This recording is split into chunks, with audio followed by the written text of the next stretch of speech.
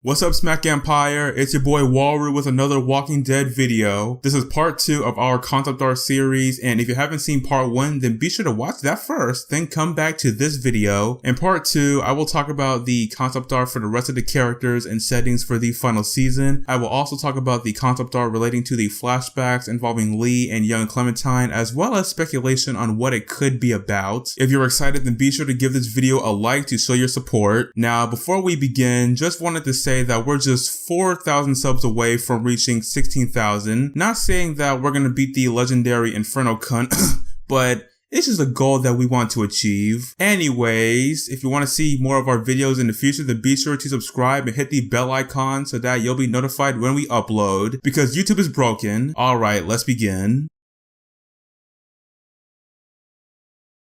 I'm going to start things off with the character models for the main cast in the final season. Here you can see Clementine's default look for the final season. In the wardrobe notes, it's pointed out that Clem is wearing a hoodie and Henley's shirt below her jacket. Everything looks fine so far, but that's not the crazy thing about the models. There are actual models of bald Clementine. I hope you enjoy the nightmare fuel. These models make Clementine look like those creepy dolls little girls love buying. It doesn't look creepy because of her being bald, of course. It's just that we are seeing the graphical lines on Clem's head. Thankfully, the rest of the bald character models don't have those weird graphical lines because this video would be complete and utter nightmare fuel. Trust me. The next character is Omar, and all he gets are head models. There's one where he's bald, but it's not weird like Clementine's models. There's also models showing his hair, and to be honest, they look pretty good. Omar is never going to be useful in the story, but at least his models don't give me nightmare fuel. The next character models are for Brody. There are models for Brody's regular design, but there's also models for her when she's a walker. Seeing that flashlight scar on Walker Brody creeps me out. There's also models of Brody's beaten face when we try to fight the reanimated version of her.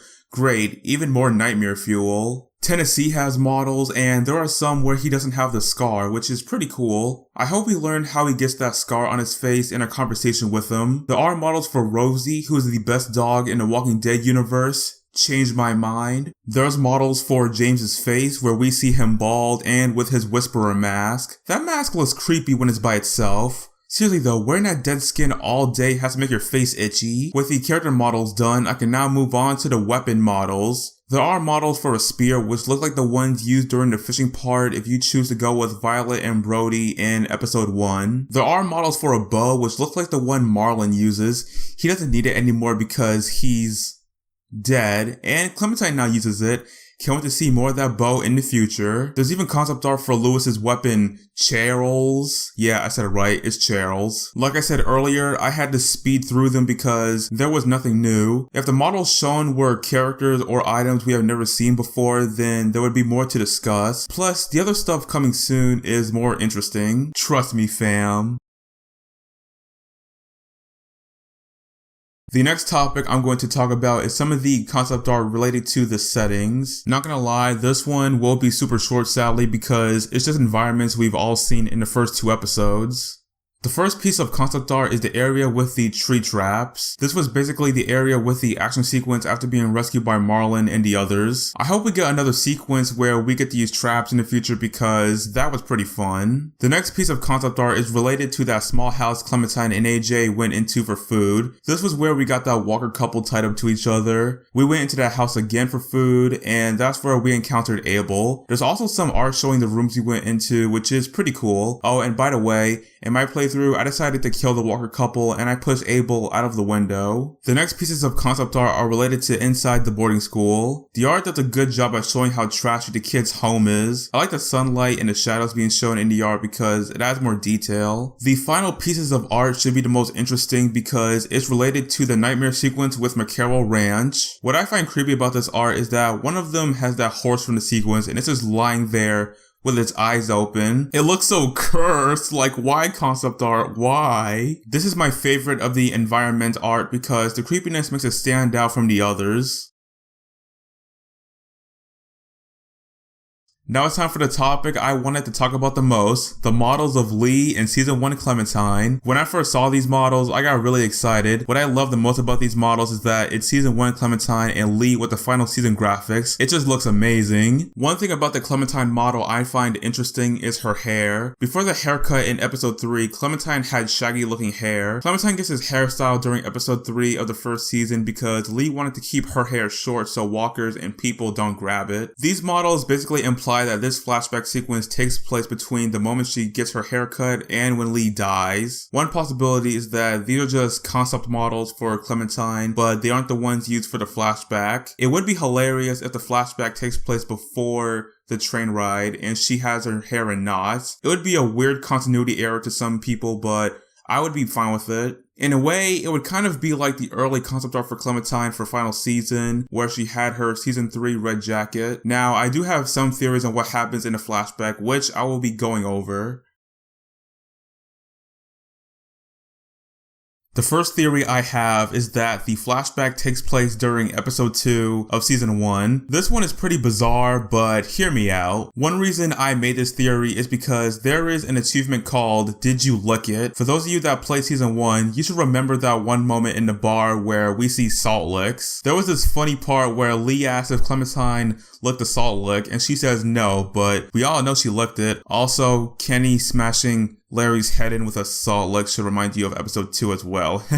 It would kind of be like season 2 where the flashback for that season takes place during episode 3, but we don't see it when we play season 1. If this was the case, then I don't know how this event would be triggered. Maybe there is an area Clementine goes to like Delta Camp and there are salt licks. AJ licks one of the salt licks because he's 6, of course. We then cut to season 1 but in updated final season graphics where Clementine licks a salt lick before Alicia shows up in the St. John's barn. That would be pretty hilarious. Also, we get to see Duck, Katja, and possibly Kenny again, but in final season graphics. Imagine seeing season 1 Kenny again, but in final season graphics. The whole community would love that. Seriously though, I kind of made this theory just to have fun. The second theory I have is that it takes place during a period of time in season 1 we haven't seen yet. Now, I have two scenarios where it comes to this. It either takes place between episode 1 and 2, or it takes place between episodes 2 and 3. The only thing we know about the time skip between episodes 1 and 2 is that the survivors try to live in the motor inn for months. Also, Mark shows up with food, then joins them, and in episode 2, he doesn't survive long by being dinner for everyone. Thanks, St. John's! Between episodes 2 and 3, nothing important really happens except that Ben was giving medical supplies to bandits, which I don't know how he managed to make contact with them, but whatever. If I had to choose the time period for the flashback scenario, then I would choose between episodes 2 and 3. That's because it's after the death of Larry, which makes Lily very upset, and it drives her to paranoia that we see in episode 3. Even though she was right. Maybe there's a conversation Clementine has about Lily to Lee. Maybe Clementine can ask Lee questions like, why is Lily so crazy or angry, or will she be okay? I think that could work because Lily will play a big role for the rest of the final season. It would be pretty cool if we see Lily give Clementine the hair thingies that she mentions during the train ride back in episode 3.